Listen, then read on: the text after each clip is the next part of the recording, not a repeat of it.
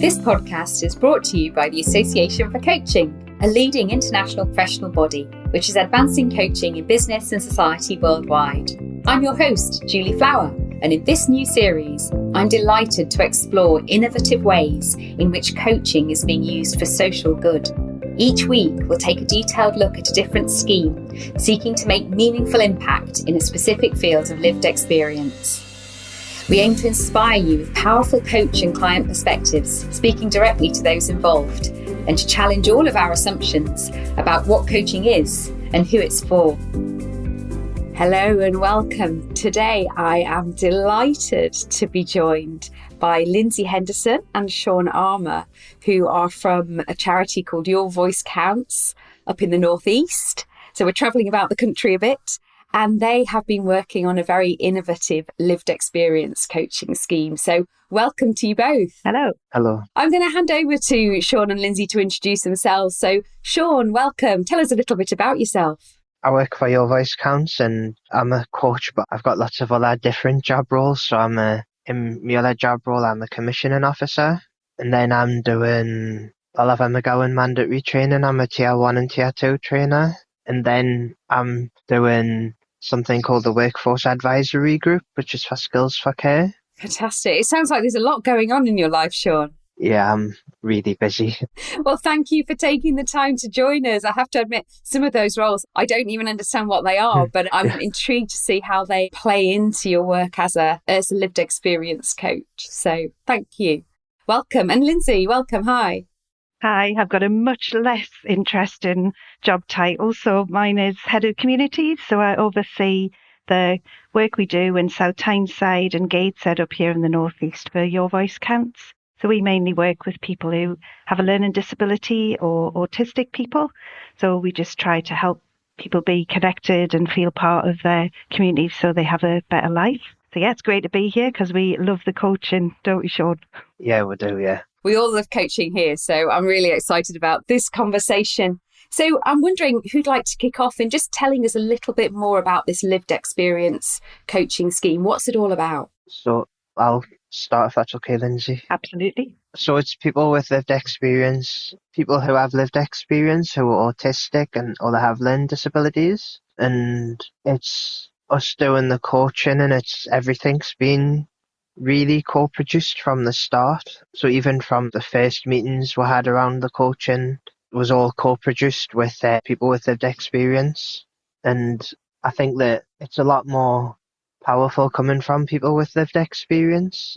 The people that we've been coaching, especially because we're living in that world, I think it puts us in a very quite unique position. Yeah, it certainly sounds that way, Shaun. And who are you coaching? Is it a particular group of people that you are coaching? We've been training people who work within the South Tyneside system who have jobs that support people with learning disabilities. So that can be some housing workers. We've had a community nurse. There's somebody who was responsible for the accommodation strategy in South Tyneside. And we've also worked with a strategic, like a service user involvement person who works for the commissioning team. So we've had a huge range of people and roles, but all of those roles in some way want to improve services and the lives of people with learning disability. So it's been quite a journey, hasn't it, so far? And we've got an evaluation session next week, so we're very excited to hear what everyone's really thought of it so we can learn and take it further. Oh, fabulous. Maybe we can explore that a bit later, some of the things you're hearing about the impact.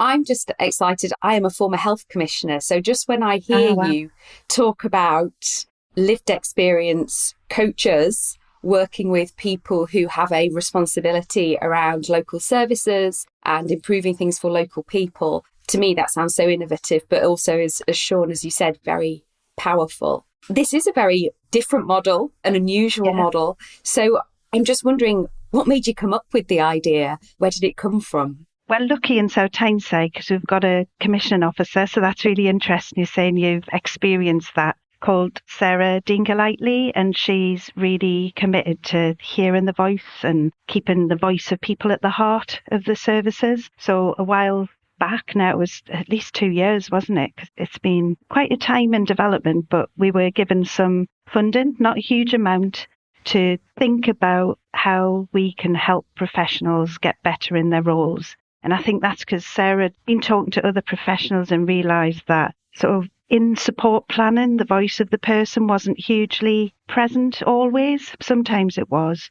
But South Tyneside have got a Learning Disability Alliance, and that's all the different decision makers who come together and think, kind of, how do we have people sat within their support planning? So this coaching idea was something that we came up with and thought it's just not being done anywhere. So shifting the power and having people with a learning disability supporting other people to think about their own solutions just felt really different and challenging to do, but really exciting.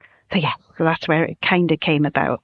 That's wonderful to hear about the thought process behind it. And also the fact that somebody was prepared to put a bit of funding into that. And that can be so important. If this is worth doing, it's worth funding, right? Absolutely. But we know how difficult that can be in the current circumstances.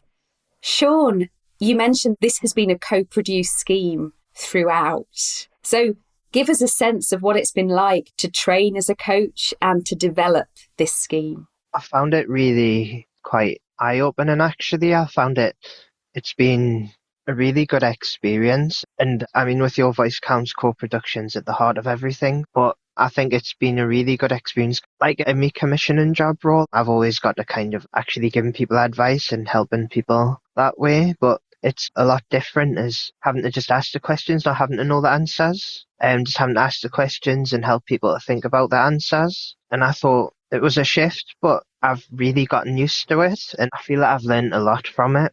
You were a natural. You were an absolute natural in the coaching training. You've got it. It was so nice to watch. As you think about that coach training, Shaun, as you say, it's very different to an advice-giving role, isn't it? Yeah, it is. Most people who train as coaches, that's one of the hardest things they find, shifting that. What's the biggest advice you would give us about being in that listening mode and that questioning mode? Do you mean from like a lived experience? From being a lived experience coach. To be honest, I don't really think about the person's answer. I just wait for the answer and then just ask the questions. And we use the GROW model. And that's all been co-produced as well. So we have our questions down in front of us that we want to ask, but we don't have to ask them questions. We can add our own questions in if we want. And it's all been tailored for every group of people because we're doing it in pairs as well. I forgot to say at the start. We're doing the coaching in pairs, so we've learned to work with each other and work as a team as well. And how do you find coaching as a pair, working with someone else in the coaching room? It's quite helpful because each of us have different experiences and lived experience. So it's been really helpful for me working with somebody who I've never actually really worked with before and getting used to working with that person and planning with them as well and going through which question the person wants to ask and which question I want to ask. And I found that a really good experience. Yeah, thank you. It sounds like it, that partnership role. I'm wondering, Lindsay, were people queuing up to be coached as part of this scheme? What was the response within, say, the local authority, and how did you find the coaching clients? It's quite interesting because I thought free coaching, people would be jumping at it. And it took a little while actually to get people involved. I don't know whether sometimes people think free is not going to be good. There's a thing in there, but once people were involved, they came along with us in that journey. I think what would be really good to talk about is the training that the team went through, because it took a while to get the right partner to co-produce the actual training. So we're working with Yes We Can Coaching, and that's an organisation who is based up here. And we met with Rob, who was the person who trained us. And I think all the way along, Shaun, wasn't it? We were doing that together, designing it together, changing the materials so people could understand. And as Shaun said, it was really tailored to the individual coaches. And I think that helped them have more confidence for when they were let loose on the real coachees. So we needed to do some preparation before people met, because there was a confidence, wasn't there, Shaun, that we needed to develop in order to feel brave enough. It was a really different thing to go in front of professionals. And so we had an introductory session. So there was a half-hour session where they met with the people, and we'd already had their kind of coaching goals sent to us on an application form. And then the team worked together to understand what those goals were. And then after the initial meeting, they then set up the next 3 sessions with them and started building your relationships, didn't you, after that, Shaun? And people were quite responsive. So yeah, like I think working with Rob's definitely been a really positive thing, because I think that it's helped us as coaches really develop as coaches, and I've really quite enjoyed working with other people on it as well. I think that's probably a plus, because it's that thing where I have, say, if I want to ask a question in the coaching, then I can just ask the question and then support the other person that I'm working with. If like it's covered, like if it's covered in another question a little bit that I've asked, like I can see if you ask this question, then I'll ask the next. And then it's that type of thing. It's like really supporting each other with it. And I find the training itself as well, it was really good because it was all made really easy to understand. And I think Rob's learned a lot of things from it as well, because I don't know if Rob had worked with people with learning disabilities or autistic people before. So it's been a learning experience for all of us, I think. That's it. That's what I'm really hearing here, that it's that co-production and that learning in both the training and then the delivery of this scheme. And Shaun, what do you feel your lived experience brings to your role as a coach? Because I've worked with professionals for most of my commissioning job, I've been working with professionals. So I don't find it difficult to talk to professionals now because I'm used to it. And I think that really helps, and that I've just had lots and lots of work experience with Your Voice Counts. And I think which has really helped me confidence to be able to do it, to do the coaching. There's a particular bit of the coaching, isn't it, that's really different, Shaun? So a traditional coaching model is always being in that space, isn't it, where you're encouraging people to come up with their own solutions, you're asking the right questions. And we did veer into advice sometimes, so we needed our advice buzzer, didn't we? Where it was like, you're moving into that, come on, come back and back. But what we did do, we changed the model altogether. We decided that actually at the end of the session, what would be really beneficial for people who were working as professionals would be to have a 10-minute slot at the end of each session to say, what do you think? Because it was a really precious resource that they had, which were people with a lived experience in front of them who were coaching them, but then could also give them personal opinions about what the situation was that they brought to them. So they had that kind of almost advice section at the end, like reflection, I think we called it, didn't we? Yeah. And I think that makes it even more special because it was a little bit of best of both worlds in that space. I don't know how you found it, Shaun. Yeah, I think I found that really quite helpful, because if there was anything that we found really good, we could reflect on it and say that this sounds really good. Sounds like a really good opportunity. And that's what I really used it for, give people like a bit of a confidence boost that they're doing the right thing. Yeah. And sometimes as coaching clients, we all need that affirmation and confidence boost, don't we? Yeah. But as you say, you're weaving in your lived experience, a very specific perspective. But I'm really intrigued by that way you innovated within a coaching model, kept that coaching conversation, but also introduced that reflection time and that slightly different dynamic.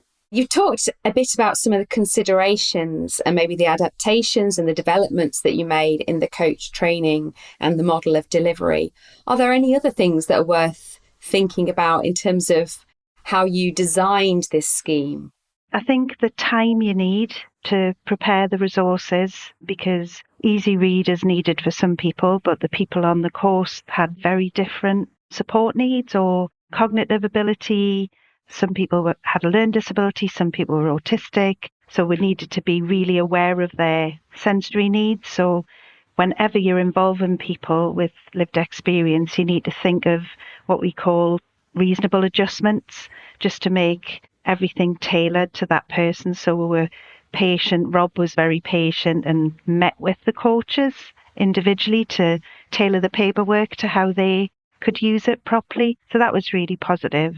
And having a support role. So we worked as a team, and when Lucy, who was another key worker in the project, when she couldn't do a prep meeting with the coaches beforehand, I would do it. So that helped the coaches to do a bit of a role play about the particular goal. We did a bit of role play so they felt a bit more confident. And I think that helped them because we could do the advice buzzer if it was coming in, and just had a bit of fun with it as well. So that was quite important, I think, to do it. We might think better about venues, mightn't we? We didn't get that right all the time because it wasn't the most conducive, because we didn't have a lot of money. So we had to go with sometimes where we could go. Where was the best place, Shaun? The best place that we done our coaching was probably at South Shields Town Hall, because the person actually that we were coaching booked a room out for us every time we went. Yeah. So definitely venues, and I found that really helpful. Yeah, it is such an important thing, isn't it? And I sometimes think in any coaching engagement, it can be lost a little bit, but environment makes such a difference, and obviously is a big consideration. And maybe the recruitment, we were having a chat yesterday, weren't we, about the actual recruitment of the coaches, because it was very new. So we would recruit differently now, because we know the kind of skills or attitudes that really flourish in those situations. So we would recruit with that in mind. So it's all a learning curve. Not everybody completed the course for whatever reason. But yeah, I think we'd probably do that differently in the recruitment. It was a pilot project, so there's some time pressures to get things done as well. Yeah, recruitment possibly. And again, as you say, it's a pilot. There's the opportunity for reflection and also evaluation, which you've mentioned, which is exciting. Just thinking about the project, to give us an idea of how large this pilot was, how many coaches completed the course and how much coaching has been delivered so far? 6 went through it and 5 completed. Yeah. Each pair had 2 people. So they did that, and we're going to set up some volunteer practice now so they don't lose that skill until we find loads more money to do it. Loads more money. Yeah, hopefully we can make that case. We can have a chat about that. So I suppose just thinking about the impact, obviously this pilot, you've worked with a number of different people involved in service design and delivery locally. Shaun, what kind of impact have you perceived amongst those that you've worked with, amongst your clients? I think they've gotten a lot out of it, especially one of the clients really got a lot. So I think what really helped that person with the strategy they were working on. And I think I'm okay to talk about like from the coach perspective as well. Absolutely. So I've got a couple of quotes here. One of the other coaches, and there's a quote from me as well. So Ricky had said that I've got confidence talking to other people now. And what I've said, it's a really good opportunity for people with lived experience to be able to coach and help staff in South Tyneside to think about how they improve the support that they give to people with a learning disability. So powerful, really at the core of all of this is the impact that's going to have then for others in South Tyneside. So Shaun, what would you say to other people with a learning disability who might be interested in learning to coach and delivering this sort of programme? I'd say just go and do it, because it's a really good skill to learn, to be able to do. I would just say give it a try and see what you think. And it sounds from what you've said that there's been a lot around personal and professional development of you as coaches, as people, as well as obviously the impact on your clients and the community. Yeah. Lovely. Thank you. And maybe Lindsay, over to you. What are some of the areas that you are seeing impact in or hoping to see impact in the evaluation? I think you're right about the personal professional development there of the coaches, because at the beginning we were determined that it wasn't going to be a tokenistic thing, that if nothing happened at the end of it, what each coach who'd been through the training were going to get was some development and some new skills to put in their toolbox to make their life better. And I think that has absolutely happened. So I'm really proud of that. And I think they've all done amazingly. They had different understanding of what coaching was. And together we've got to an even plane where we've got an idea now of what the GROW model is and how to use it. But more often, some of them were using it on each other and using it on themselves to think about situations. So we were determined that it would be a worthwhile training course, if nothing else. But I think the impact on other people, for me particularly, it's that power shift. We're talking about people who are working with people with lived experience every day. So what they should have in their head all the time is how understandable, how accessible are they in their support, and having a coach opposite them with a learning disability or autism, and they're communicating with them in an equal power relationship was just my favourite bit of the whole thing, because it started to challenge people's perception about people's opportunities and about what people can achieve. And I get a bit emotional when I talk about this sort of stuff, because it's just so lovely when you see a group of people developing and that confidence and going out, and the feedback. I can't wait for the session next week when we read through the impact. But I know that one person, I think it was someone you'd coached, Shaun, had benefited because they had a child with learning disabilities as well. So it wasn't just the professional focus. Some people had personal goals as well. So I think the impact's just wide, and if we can share that, we can hopefully offer more coaching to more professionals in that field. So yeah, I think that's the big impact. Your voice counts would never ever do something that's tokenistic, and I'm so pleased this wasn't either. And the amount of learning that Rob has had as well, and how good that relationship is with us, because he was the second organisation I had conversations with around this, because we stuck with Rob and Yes We Can because we felt we could properly co-produce it, and it's paid off, I reckon, hasn't it? Yeah. It certainly sounds like it has. And just this idea, and I think this runs throughout the series, of challenging assumptions about what coaching is and who can or should coach, but also how these coaching relationships should be. And I just think this idea that this is very much, as you say, making an equal power dynamic. It's changing, it's shifting that relationship between, I don't know, commissioner of services and people who use services, for instance. And the fact that this isn't tokenistic, that really comes across very strongly. Shaun, what would you say is a really strong benefit of having people with a learning disability or autism coaching people in this way? Because we're living living with a learning disability and autism, so we understand where staff are coming from.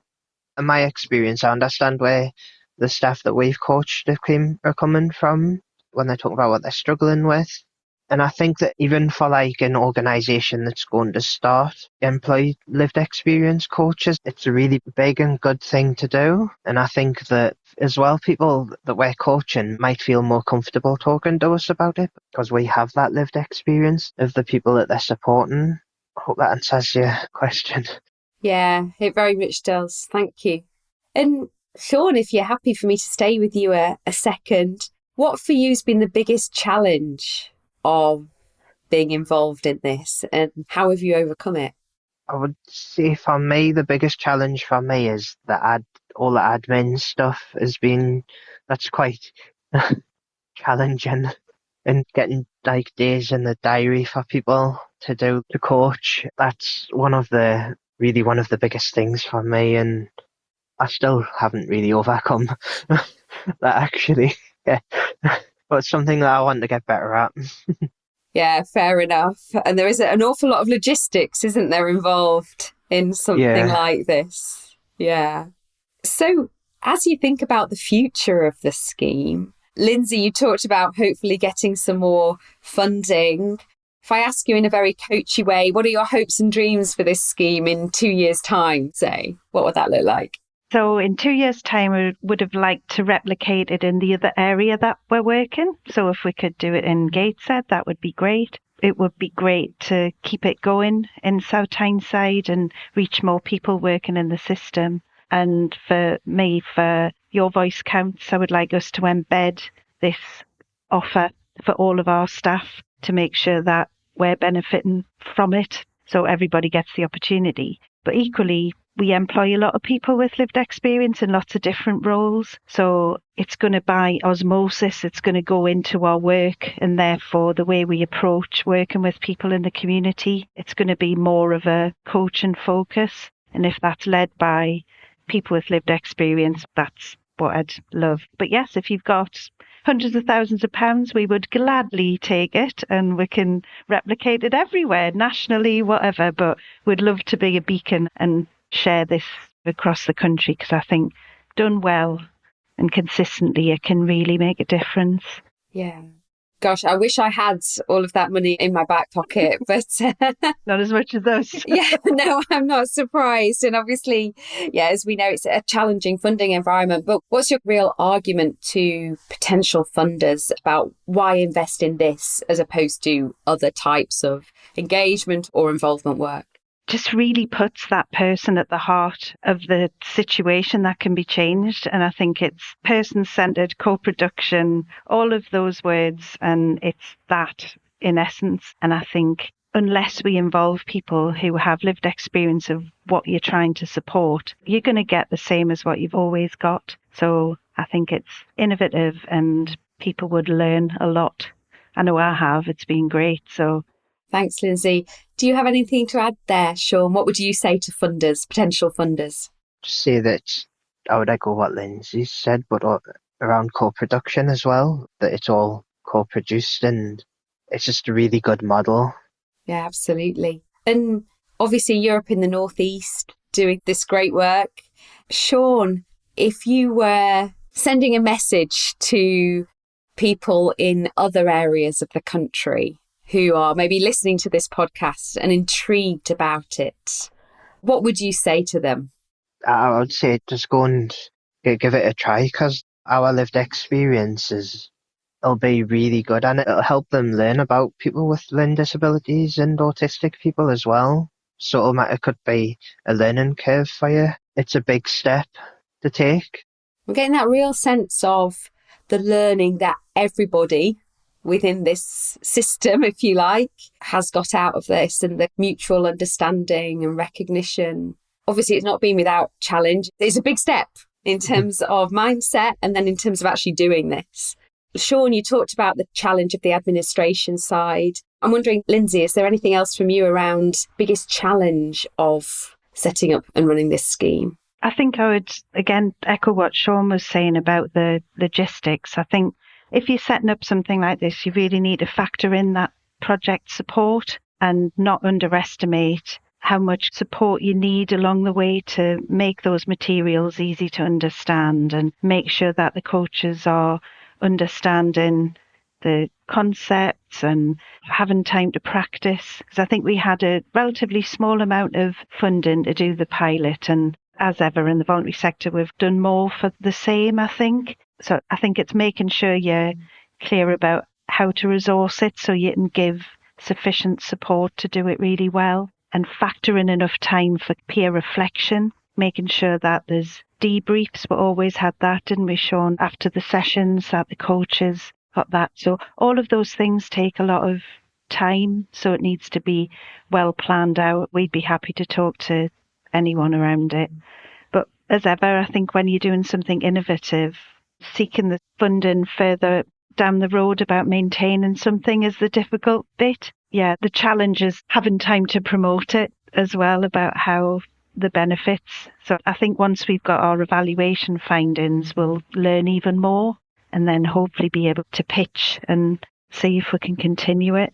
But I know Lucy's learned a lot, who's done most of the support for the coaches. So we've become coaches.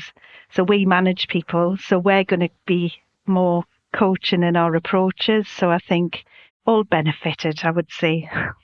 Yeah, you almost get that coaching culture, don't you? And therefore that shift in the quality of conversation. Definitely. Lindsay, there you touched on some of the safeguards, ensuring that the correct amount of support is in place, time for that peer reflection. Shaun, how did the support work for you outside of the sessions? How did you supported to ensure that you felt safe and secure and able to be confident in this coaching? I felt well supported. It was just with the admin stuff, which I needed a little bit more help with. But I felt quite well supported. I was quite confident about it to start off with, so because I'd spoken to lots of professionals and I was quite eager to jump into it, to be honest. Maybe that's where all these hats, as you said at the beginning, you talked about all your roles, that's where they really help to give you a real strength. Yeah. That's fantastic. Fantastic to hear. I'm wondering, we've talked a lot about learning, but let's think about, for you as individuals, what your biggest learning has been being involved in this project. Shaun?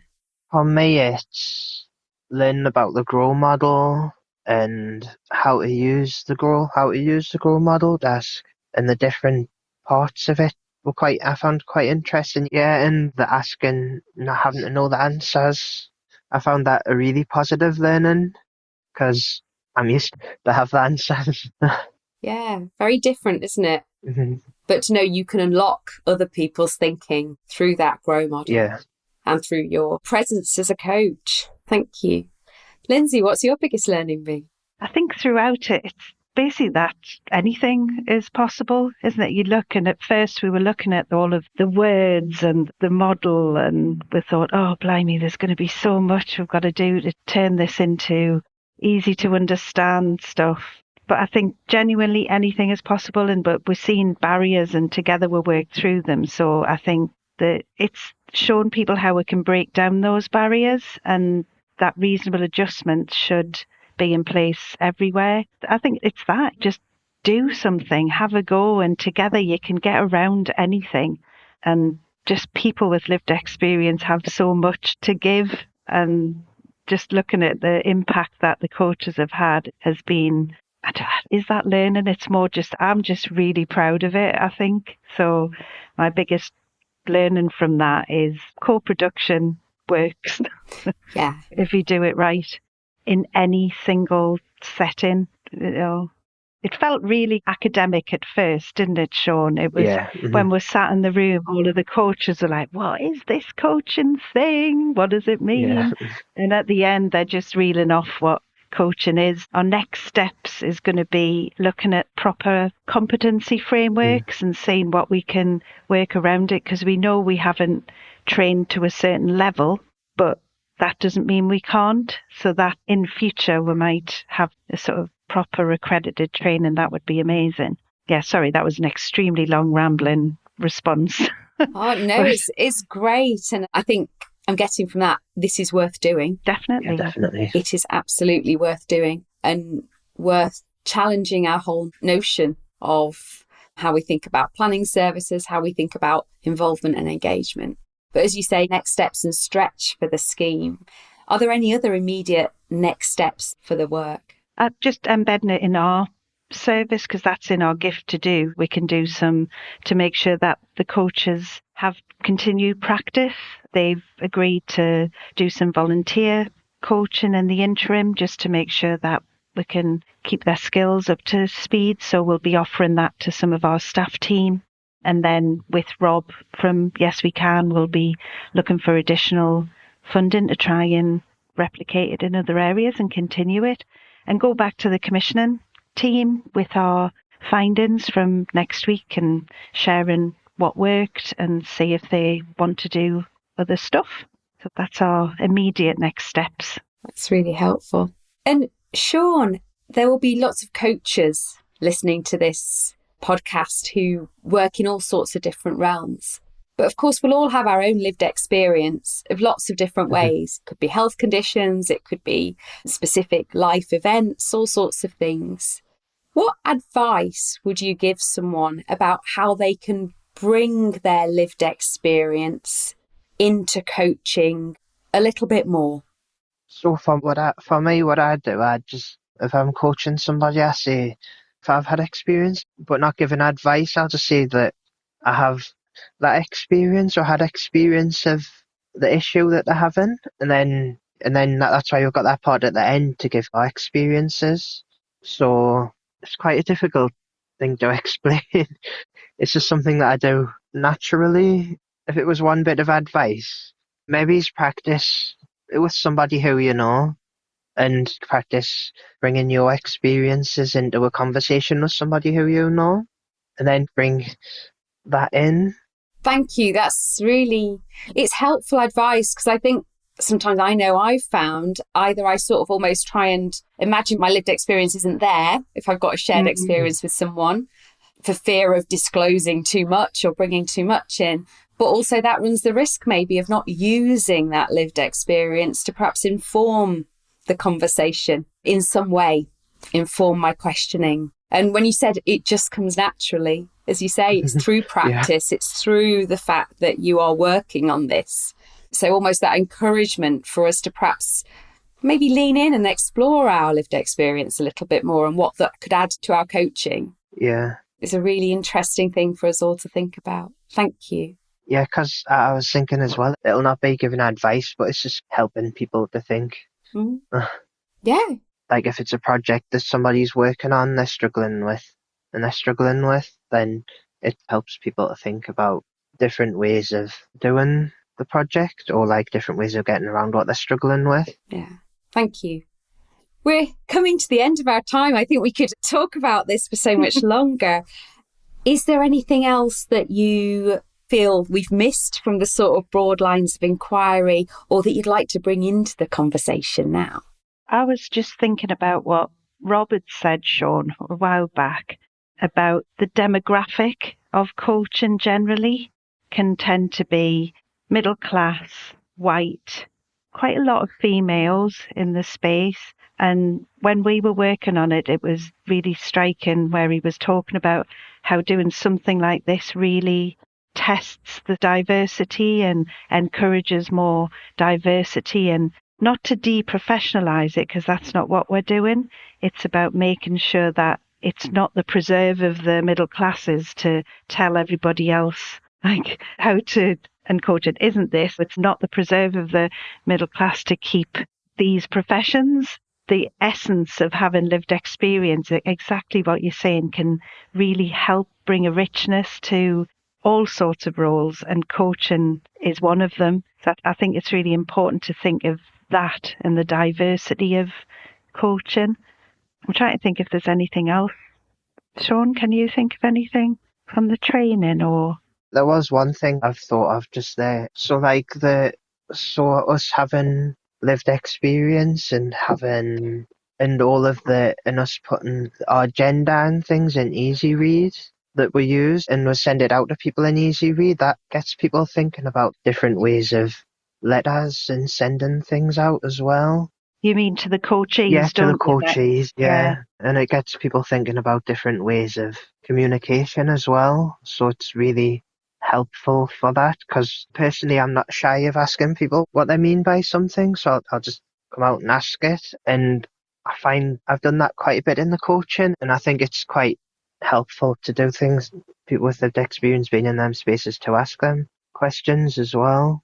Yeah, and that makes me think about, again, that theme of diversity in coaching, because sometimes professions can talk their own languages, can't they? Whether it's the coaching profession with lots of jargon, or whether, having worked as a health commissioner, loads of jargon there, right? Loads of acronyms and all of this stuff. And actually, if we can just strip some of that away and say, I'm not afraid to ask this question, actually, how can we communicate this in a better way? Suddenly the learning is there for the whole system. Yeah, thank you for that. Any other things that you think we can just bring in? There's something about and I'm talking about money again, but we were really thinking about wages, because coaches, there's a certain kind of expectation of how much coaches are paid, and we have that ongoing struggle about lived experience roles, and because they have supporters, we have it's real living wage and things. So there's something about the value of lived experience and paying for that appropriately. We think about that all of the time because people with lived experience are brought in for their opinions quite often without payment, but I turn up to work and I get paid.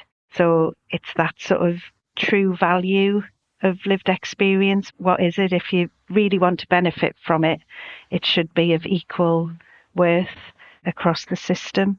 So I think that's something that we've challenged a lot, haven't we, Shaun, in the work that we've done? Yeah. We did an event with Yes We Can it was part of National Coaching Week. Was it last May? And that was really interesting to see the different projects that they'd been setting up, but the interest in the room around lived experience was really heartening because people just felt like, oh, why haven't we been doing it already? So it's that thing, isn't it? Like innovation is just something that someone's thought of first. But yeah, I don't think I've got anything else to say. I think we've managed to cover most of it. I think you have, for sure.